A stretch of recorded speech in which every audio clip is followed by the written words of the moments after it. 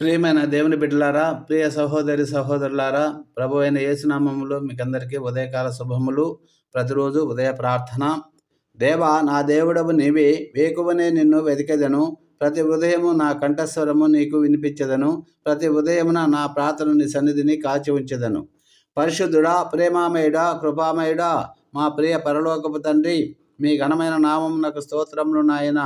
గడిచిన రాత్రి అంతయు మీ కృపలో కాపాడి మంచి నిద్రను, విశ్రాంతిని ఇచ్చి, శక్తిని, బలమును ఇచ్చి, ఉదయించు సూర్యుని వలె నూతన రోజును దయాకిరీటముగా ఇచ్చిన దేవా స్తోత్రములు.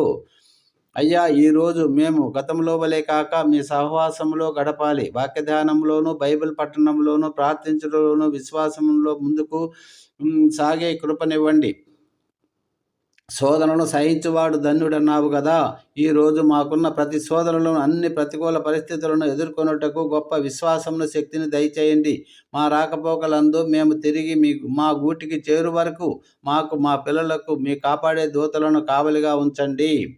చిన్నారి బిడ్డలను జ్ఞాపకం చేసుకోండి ప్రభువా. జ్ఞానమందును, దేవుని దయందును, బిడ్డల నీ దయందును ప్రభువా దినదినము వర్ధిల్లులాగా కృప దయచేయమని వేడుకొని ప్రార్థిస్తున్నాం. పిల్లలు స్కూల్కి వెళుస్తున్న సమయంలో ప్రభువా మీరే తోడుగా ఉండి నడిపించండి. మంచి జ్ఞానం దయచేయండి ప్రభువా.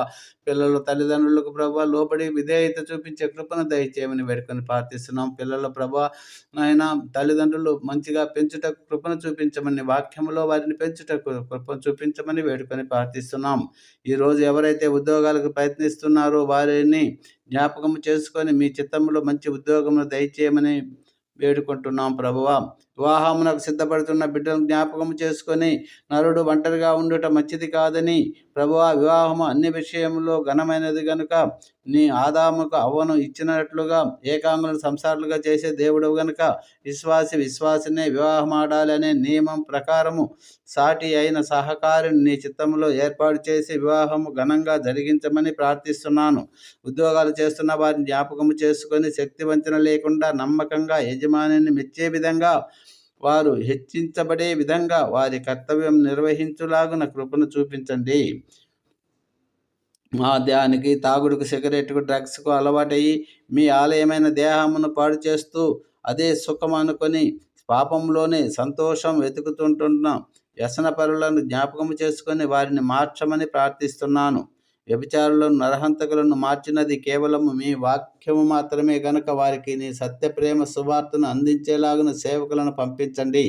అనారోగ్యంతో, అనేక రోగాలతో బాధపడుతున్న వారిని జ్ఞాపకం చేసుకొని స్వస్థపరిచే యెహోవా నేనే పరమ వైద్యుడని చెప్పిన మా కోసం గాయపడిన మీ పరిశుద్ధ హస్తంతో తాకి శక్తి